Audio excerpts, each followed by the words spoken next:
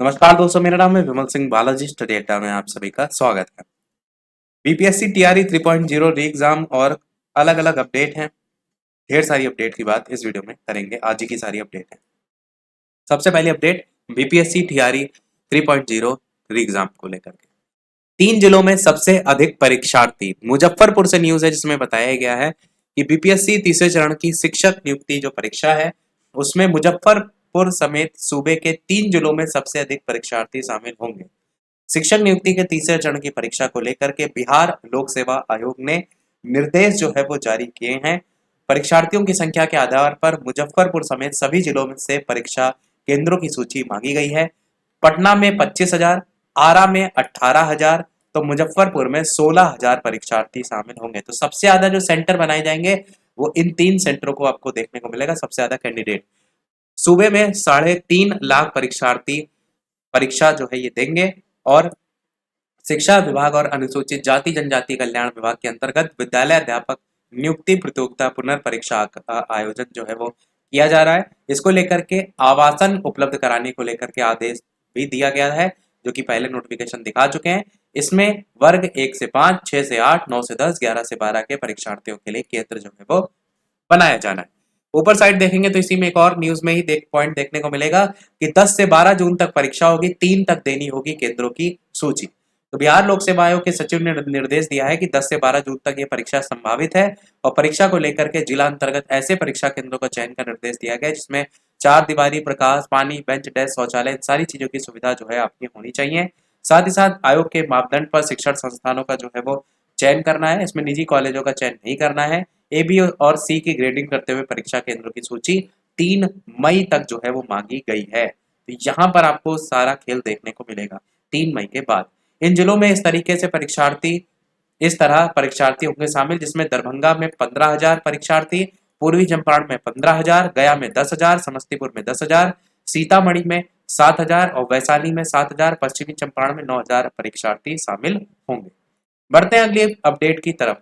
25,753 नियुक्तियां रद्द करने के आदेश पर रोक लगाने से सुप्रीम कोर्ट ने मना कर दिया है। आपको पता है कि शिक्षक भर्ती घोटाले में बंगाल के जो अधिकारी हैं उनकी भूमिका की सीबीआई जांच पर रोक को लेकर के नई दिल्ली से न्यूज प्रकाशित हुई है। सुप्रीम कोर्ट ने शिक्षक भर्ती घोटाले में बंगाल सरकार के अधिकारियों की भूमिका की सीबीआई जांच कराने संबंधी जो कलकत्ता हाईकोर्ट का आदेश था उस पर सोमवार को रोक लगा दी।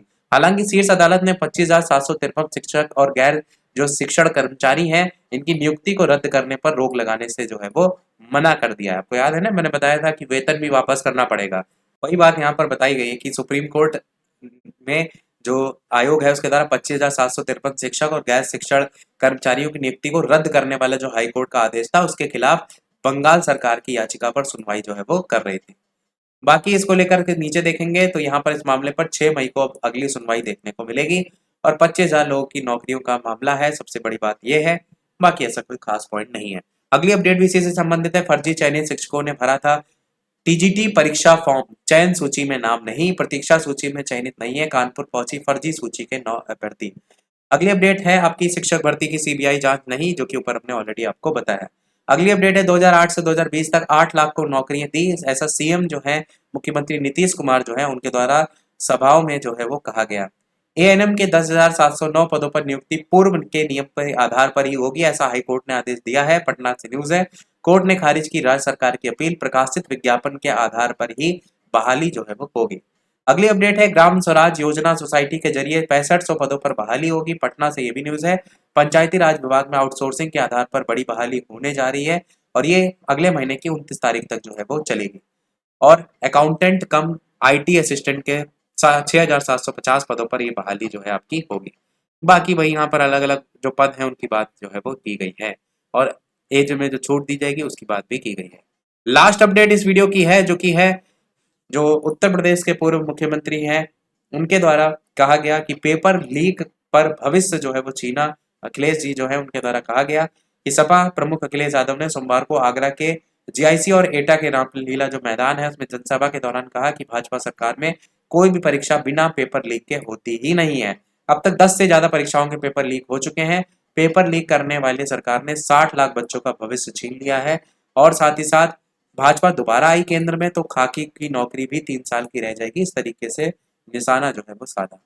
बाकी यही था हमारे ओवरऑल अपडेट में। कोई प्रश्न हो कमेंट में पूछ लीजिएगा। वीडियो लाइक शेयर सब्सक्राइब अवश्य कीजिएगा। टेलीग्राम चैनल से नहीं जुड़े अवश्य जुड़ जाइएगा, क्योंकि डेली जो न्यूज़ करंट अफेयर वाली अपडेट होती है वो हम आपको वहीं प्रोवाइड करा देते हैं। तो आज के वीडियो में इतना ही रखते हैं, मिलते हैं अगले वीडियो में। तब तक के लिए सभी को नमस्कार, जय हिंद।